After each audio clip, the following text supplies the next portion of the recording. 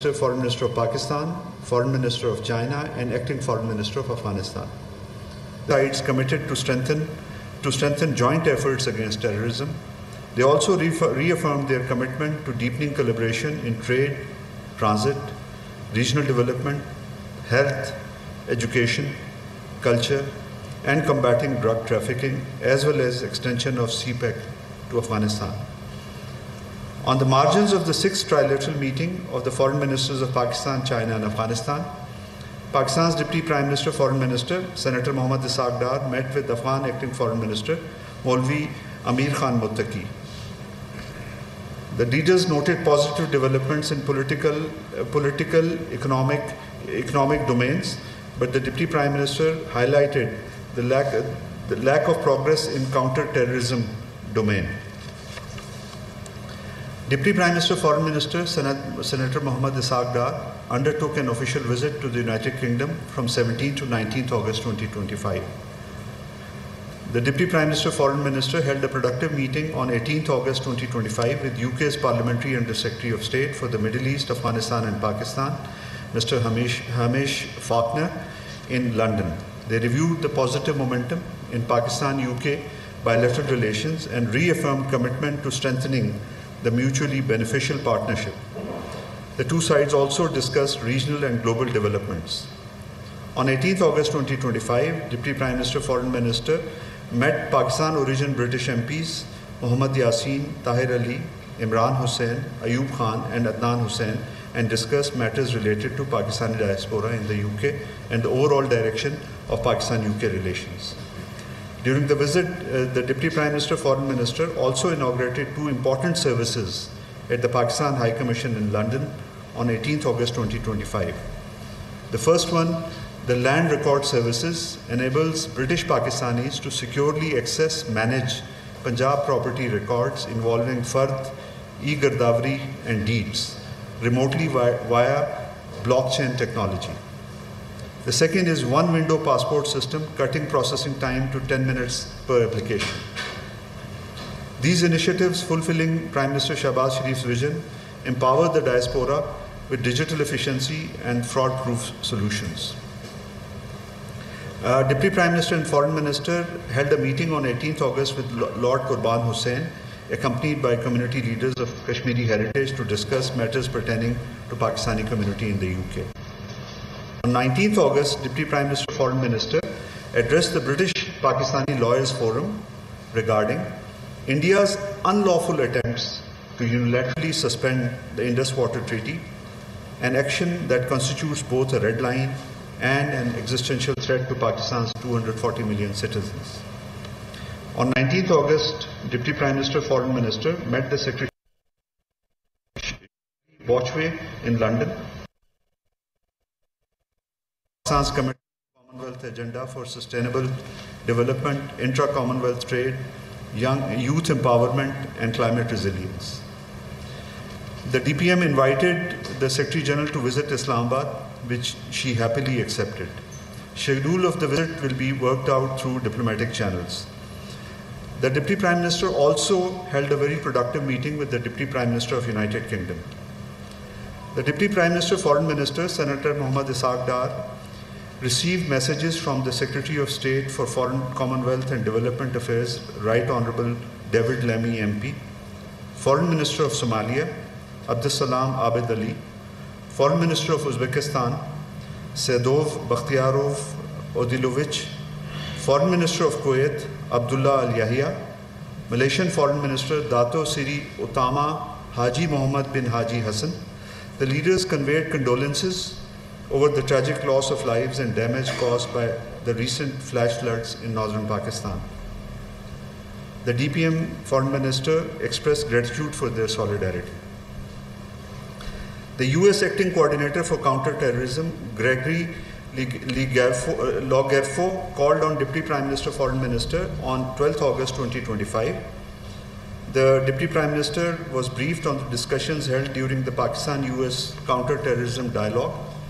The Deputy Prime Minister encouraged sustained and structured bilateral engagement on counter-terrorism between both countries as a vital contributor to peace and stability in the region.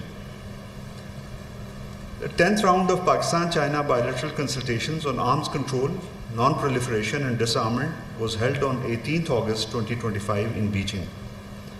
Additional Secretary of the Arms Control, Disarmament and International Security Division at Pakistan's Foreign Ministry, Ambassador Tahir Andarabi, and Director General of the Department of Arms Control at the Ministry of Foreign Affairs of the People's Republic of China, Sun Xiaobo, led their respective delegations. The two sides engaged in a comprehensive exchange of views on issues related to global and regional peace and security. They also reviewed the situation in South Asia, with particular emphasis on the challenges to security and strategic stability.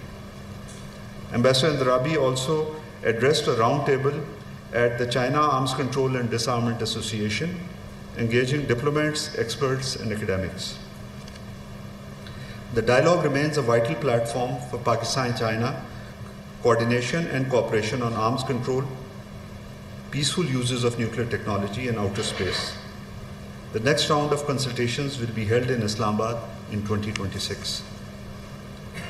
Pakistan welcomes the award rendered by the Court of Arbitration on the issue of general interpretation of Indus Water Treaty announced on 8th August 2025. In a significant finding, the court has declared that India shall let flow the waters of the western rivers for Pakistan's unrestricted use. In that connection, the specified exceptions for generation of hydroelectric plants must conform strictly to the requirements laid down in the treaty, rather than to what India might consider an ideal or best practices approach. The court's findings on low-level outlets, gated spillways, intakes for the turbines, and free board are in line with Pakistan's interpretation of the relevant provisions of the treaty. The award also limits India from maximizing the pondage volume. Notably, the court has observed that the awards of the Court of Arbitration are final and binding on the parties, which is India and Pakistan, and have a controlling legal effect on subsequent Court of Arbitration and neutral experts.